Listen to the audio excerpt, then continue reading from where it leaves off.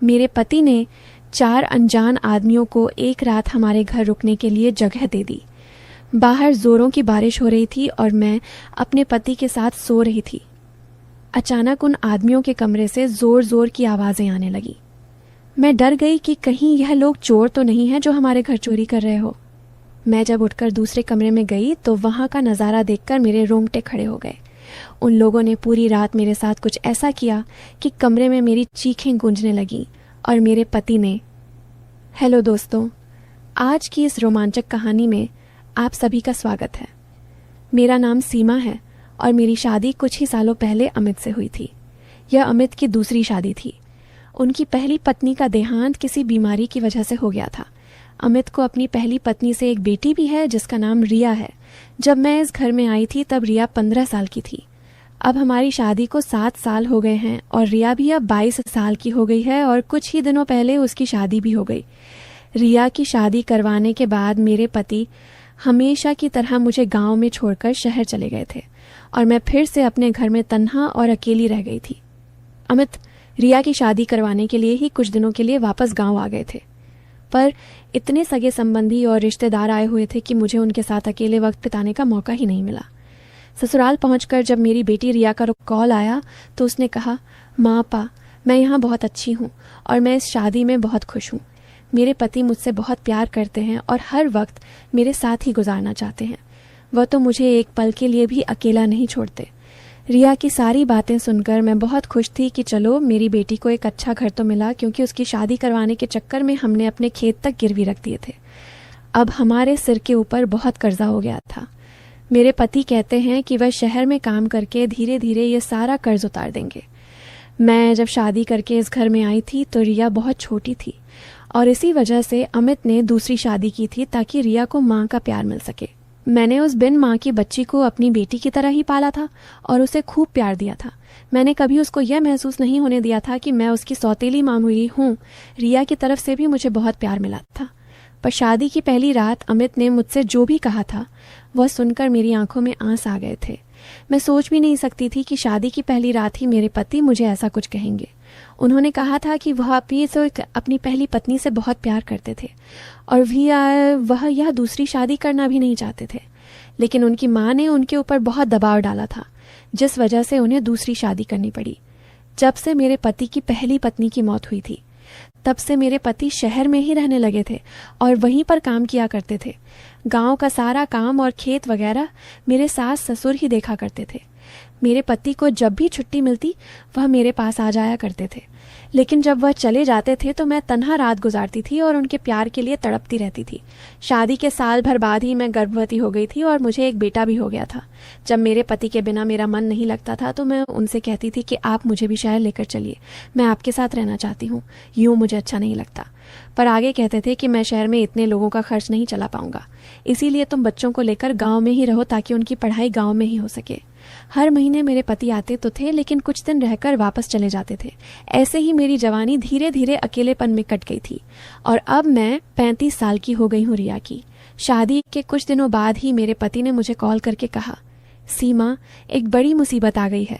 मेरा काम चला गया है और मुझे कहीं भी काम नहीं मिल रहा है। मैंने उनसे कहा कि आप गाँव में ही आ जाओ और खेती संभालो। लो तो मेरे पति ने कहा, सीमा, हमारे ऊपर बहुत कर्जा हो चुका है। अगर मैं शहर में काम नहीं करूंगा तो यह कर्ज कैसे चुकाऊंगा, और फिर तो खेत भी हमारे हाथ से निकल जाएंगे। मैंने कहा, अब तो रिया की शादी भी हो गई है, क्यों ना मैं भी शहर में ही आ जाऊं और काम में आपकी मदद कर दूं।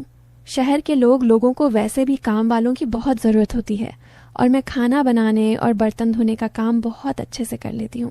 मेरे पति ने थोड़ी देर सोचने के बाद कहा, मौर ठीक है, अगर तुम्हें यह सब काम करने में तकलीफ नहीं है तो आ जाओ, क्योंकि अब हमारे पास कोई और रास्ता नहीं है। हमें हमारे खेतों को बचाना होगा। अपने बेटे को सास और ससुर के पास छोड़कर मैं शहर की ओर रवाना हो गई। पैसों की ज़रूरत को देखते हुए मेरे सास ससुर ने भी मुझे शहर जाने की इजाज़त दे दी थी। मुझे लगा काफ़ी सालों के बाद अब मेरे दिल की मुराद पूरी होगी। काफ़ी सालों से मैं अपने पति के प्यार के लिए तड़पी हूँ और अब मुझे वह प्यार मिलने वाला था। जब मैं पति के पास पहुंची तो मेरे पति मुझे देखकर बहुत खुश हुए। मुझे पता है कि वह भी रात अकेलेपन में ही गुजारते हैं। शहर पहुंचकर कुछ दिनों के अंदर ही मुझे 2 घरों का काम मिल गया।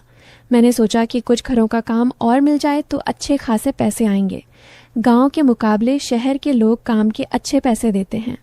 एक रात काम खत्म करने के बाद मैं अपने पति के साथ बातें कर रही थी, तभी बाहर बारिश होने लगी। बारिश बहुत तेज हो रही थी और रुकने का नाम ही नहीं ले रही थी। करीब रात के 11 बजे किसी ने हमारे घर का दरवाज़ा खटखटाया। मेरे पति ने सोचा कि इतनी रात को कौन आ गया होगा। जब मेरे पति ने उठकर दरवाज़ा खोला तो देखा कि बाहर 4 हटकट्टे नौजवान खड़े थे। उनकी उम्र 35 से 40 साल के बीच की होगी। मेरे पति उन लोगों से बातें करने लगे तो मैं अपने बेडरूम में आ गई। मैं सोच में डूब गई थी कि आखिर यह लोग कौन हैं और हमारे घर इस तरह से क्यों आए हैं। जी थोड़ी देर बाद मेरे पति कमरे में आए और बोले कि बाहर 4 यात्री लोग आए हैं जो बारिश की वजह से बुरी तरीके से फंस गए हैं। वह लोग एक रात के लिए हमारे घर पर शरण मांग रहे हैं। तो मुझे उन लोगों पर दया आ गई और मैंने उनसे बोला कि हमारे घर में एक ही गेस्ट रूम है, तो आप चारों को वहीं पर रहना होगा। मुझे तो अपने कानों पर यकीन ही नहीं आ रहा था कि मेरे पति 4 अनजान लोगों को इस तरह से घर में कैसे रहने दे सकते हैं। वह सच में बहुत सीधे साधे हैं और लोगों पर जल्दी विश्वास कर लेते हैं। पर यह भी हो सकता है कि सचमुच यह लोग बारिश की वजह से मजबूर हो। वैसे भी हमारे इस घर पर इतना कीमती सामान तो नहीं है कि चोरी करने आए होंगे। मेरे पति ने मुझसे कहा, यह लोग बहुत भूखे हैं, क्या तुम इन लोगों के लिए कुछ खाने को बना दोगी? मैं दिन भर सारे घरों का काम करके बहुत थक गई थी, पर फिर भी अपने पति की बात मानकर मैं रसोई में जाकर खाना बनाने लगी। जब मैं खाना बनाकर उन लोगों को देने आई तो मैंने देखा कि वह चारों लोग मेरे ऊपर अजीब तरह से निगाह बनाए रखे थे। मैंने उस समय एक लाल मैक्सी पहनी हुई थी जिसमें मेरा गदरा हुआ बदन साफ साफ दिख रहा था। उन लोगों को देखकर मुझे बहुत ही अजीब लग रहा था, क्योंकि पहले कभी किसी मर्द ने मुझे ऐसे नहीं देखा था जिस तरह से वह लोग मुझे देख रहे थे। मेरे पति मुझे अपनी पत्नी तो मानते हैं, पर वह अपनी पहली पत्नी से बेइंतहा मोहब्बत करते थे। उनकी पहली पत्नी का नाम पलक था। वह अमित के बचपन का प्यार थी। अमित और पलक साथ ही बड़े हुए थे। साथ रहते रहते दोनों के बीच प्यार भी हो गया था। पूरा गांव इस बारे में जानता था, क्योंकि वह दोनों खेतों के बीच अक्सर घूमा फिरा करते थे। लेकिन धीरे धीरे जैसे ही वो पलक जवान होती गई तो उसके पिता उसे अमित से मिलने नहीं देते थे। वह कहते थे, अब तुम जवान हो गई हो, अगर तुम ऐसे अमित के साथ घूमोगी तो तुमसे शादी कौन करेगा। पर कुछ दिनों बाद जब अमित और उसके घर वाले पलक के घर रिश्ता लेकर गए तो सब लोग मान गए और उन दोनों की शादी हो गई। 1 साल बाद उन दोनों को एक बच्ची भी हो गई। पर कुछ महीनों बाद पलक बीमार पड़ गई और चल बसी। मेरे पति उसकी मौत से उभर नहीं पाए थे। वह मुझसे कहते थे कि मैं तुम्हें पत्नी का हक तो दूंगा, पर कभी प्यार नहीं कर पाऊंगा। कभी कभी मुझे अपने पति पर बहुत गुस्सा आता था कि सिर्फ एक बच्ची को पालने के लिए उन्होंने मेरी जिंदगी खराब क्यों कर दी। आखिर मैं भी तो एक औरत हूँ, मुझे भी प्यार की ज़रूरत है। मुझे भी कोई ऐसा मर्द चाहिए था जो मुझे दिल से चाहे। मेरे पति तो बस मुझे एक जिम्मेदारी ही समझते हैं। लेकिन आज पहली बार कोई मर्द मुझे ऐसे देख रहा था। वह भी एक नहीं, 4 मेरे दिमाग में अजीब अजीब ख्याल आने लगे। मैं खाना देते ही अंदर अपने कमरे में आ गई। मैंने अपने कमरे से बाहर झांका तो मैंने देखा कि उन लोगों ने शराब की बोतल निकाल ली है। काफ़ी महंगी शराब थी, तो मेरे पति भी काफ़ी खुशी खुशी पीने लगे। जब मेरे पति काफ़ी देर बाद कमरे में सोने के लिए आए तो वह नशे में पूरी तरह से अपना होश खो बैठे थे। मैंने किसी तरह से उन्हें संभाल कर लेटा दिया। मैं डरते हुए अपने कमरे से बाहर आई और उन लोगों से कहा, मैंने आप लोगों का बंदोबस्त अंदर वाले कमरे में कर दिया है। वह चारों बड़ी अजीब निगाहों से मुझे घूर रहे थे, क्योंकि वह लोग भी नशे में थे। मैं जल्दी से अपने कमरे में आ गई और बेडरूम का दरवाज़ा बंद कर दिया। फिर मैं लेट गई। मैं काफ़ी थकी हुई थी तो मैं भी सो गई। लेकिन आधी रात को बगल वाले कमरे से काफ़ी ज़ोर ज़ोर से आवाज़ें आने लगी। घबराहट से मेरी नींद खुल गई, पर मेरे पति को पता तक नहीं चला और वह गहरी नींद में सोते रहे। मेरा मन कर रहा था कि मैं उनको जगा दूं, पर मुझे पता था कि वह नशे में हैं और उठेंगे नहीं।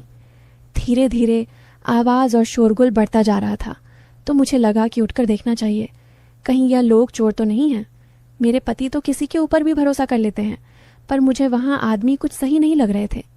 करीब 1015 मिनट तक मैं ऐसे ही अपने बेड पर बैठी रही, लेकिन उसके बाद हिम्मत करके मैंने अपने बेडरूम का दरवाज़ा खोला और दूसरे कमरे की ओर जाने लगी जहाँ से आवाज़ आ रही थी। वह मुझे बहुत घबराहट हो रही थी। मैंने धीरे से उस कमरे का दरवाज़ा खोला तो वहाँ कमरे के अंदर मौजूद 3 आदमियों की नज़र मुझ पर पड़ गई। एक आदमी फुर्ती के साथ मेरे पास आया और मुझे अंदर खींचकर दरवाज़ा बंद कर दिया। मैं बहुत घबरा गई कि यह लोग मेरे साथ कुछ बुरा करने वाले हैं। मुझे देखते ही वे बहुत ही अजीब निगाहों से मेरी तरफ देखने लगे और मेरे करीब आने लगे। मेरा गला सूखने लगा और डर के मारे मेरी आवाज़ बंद हो गई। इनके चौथे साथ की लाश खून से लथपथ कमरे में पड़ी हुई थी। अब बाकी के बचे 3 लोग मुझे शायद जिंदा न छोड़े। मैं बहुत घबरा गई क्योंकि मैं कत्ल की गवाह बन चुकी हूँ और उस चौथे इंसान को इन तीनों में से ही किसी ने मारा होगा। एक आदमी ने मुझे उठाया और उठाकर सीधा बेड पर पटक दिया। मुझे लगा कि शायद ये लोग मुझे मार डालेंगे, पर उन लोगों ने ऐसा कुछ नहीं किया। वे अपने जैकेट उतारने लगे और उसके बाद मेरे साथ जो कुछ भी हुआ वो